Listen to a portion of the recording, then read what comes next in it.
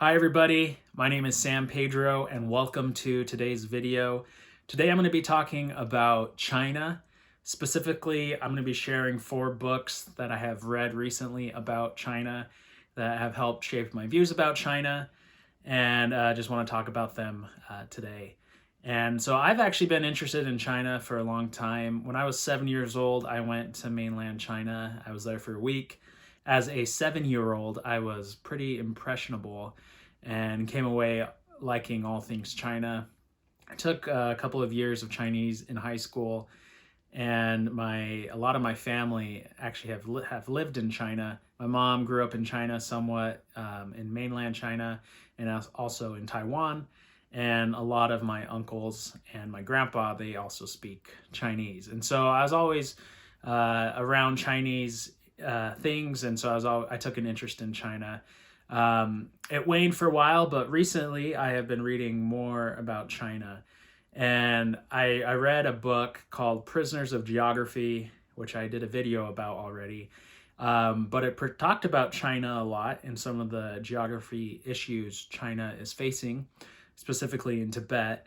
And that got me kind of interested in China again. And then I read History of Civilization by Will Durant, Volume 1. And that also talks about China and Chinese history quite in depth. And so after reading those 2 things, I wanted to read books specifically about China. And so that's what I'm going to be talking about today. So I'm going to go right into it, the 4 books that I have been reading about China. So the first book I've read is River Town by Peter Hessler. And this is a pretty well-known book about China. A lot of people reference this book. And so Peter Hessler was a member of the Peace Corps, and he was assigned to teach at a college in Fuling, which is a pretty small town in China. Definitely not a prominent city by any means, by Chinese standards. And he's assigned to teach at a college there. And he was there for 2 years, and he shares his experience. And it's almost like reading a journal, but at the same time, he's also giving his insights into the kind of his surroundings and the people he's meeting. And also, while doing so, kind of showing what the mindset was of the Chinese at this time. And so he was there in the late 1990s. This is a time in China's history, 20 years ago, where a lot of things have happened in those 20 years. And a lot of it was built on the backs of these college graduates, which he is teaching. So it's really interesting to get a glimpse into their mindset and what's driving them. And so in the book, he gives a lot of examples of interactions he has with the people he is teaching. To be in a college at this time in China, you have to have something special about you. There's so many people and so few colleges that you've scored super well on your exams, or you know somebody. And so these are very bright individuals. He talks a lot about communism and the Communist Party and how dedicated most of the students were to the party. And he talks about the banquets they would have and just kind of the things that drove these students. And I found it really interesting. It was cool to see this glimpse, this town in China, Fuling, which is just a small little thing, almost unknown to most Chinese.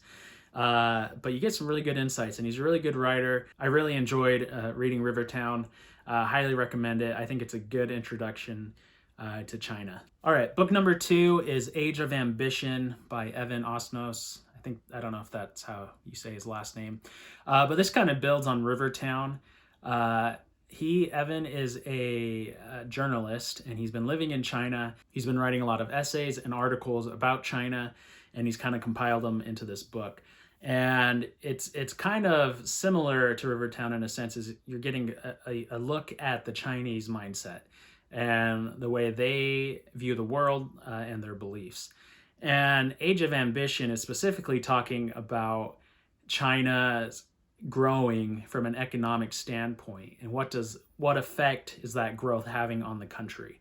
And so it's a book about contradictions, because on one hand you have communism and on the other hand, you have capitalism. And China had designated these areas that could function almost like a capitalistic society. They allowed free trade. They allowed certain things, and those were some of the richest parts of China. And so with this growth, again, you have all these contradictions. You have a very materialistic emerging middle class that wants things. And so in this book, he talks a lot about who these, kind of this middle class Chinese person is, and the way they view the world. They want to work hard. They delay a lot of things in the pursuit of money and work. And so they work very long. They get married late. They feel like they have to have everything before they can get married. I think this one is really, really good. I think I highly recommend this book. A lot to learn about China from Age of Ambition. The third book I will mention, it's called Kuan Yew, The Grandmaster's Insights on China, the United States, and the Rest of the World. And so this book is all about Kuan Yew, who was the Prime Minister of Singapore. And he was the guy who basically took Singapore from a fishing village into this thriving, high GDP, huge economy, one of the highest standards of living on Earth's cities in Singapore. And he was the one who was behind that transition. And not only was he there, but he was also, being in Singapore, they're on the doorstep of China.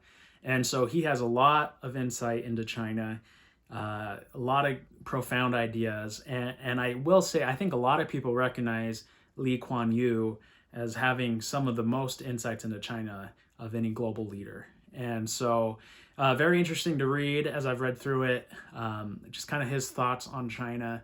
I will say Kuan Yew is considered one of the great global leaders in recent history, and a lot of people respect his ideas. And as I was reading through it, I definitely get that sense that Kuan Yew really does hold profound thoughts about China. He can describe China and the Chinese thought process and the way they've organized their society and what's driving them in really profound and simple terms. And so I learned a lot also from reading Kuan Yew. And with that, we're to the final book I will talk about today. And that book is Destined for War by Graham Allison. This was a really good book as well, pretty well-known book. And so Graham Allison, I believe he's a Harvard professor, and is studying specifically the relationship between China and the United States. And so if you follow the economy or business or politics, there's always references to China. And China is this rising star, and in the next few years is supposed to eclipse the United States, at least from an economic standpoint. Their economy will be bigger than the United States. And with that, it kind of pins the United States and China as the two global powers that will potentially affect the world. And so what Graham Allison has seen is that with the rising of China about to get to the level and surpass the United States in power, what does that actually mean for the state of the world? And this whole book is about something he terms Thucydides' trap.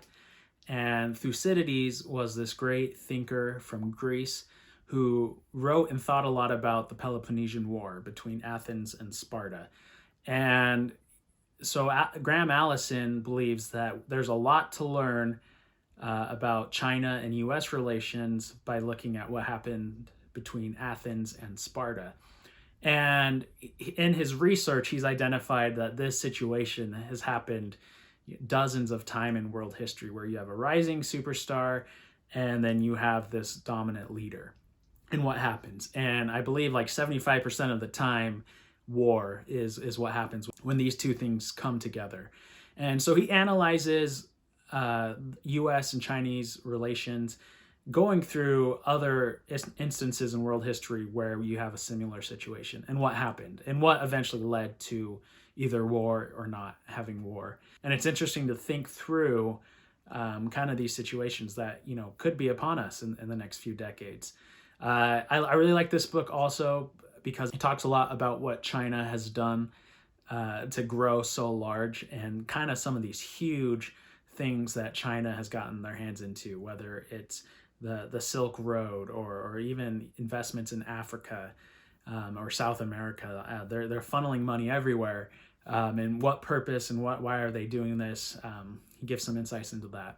So anyways, those were the 4 books that recently I've read about China.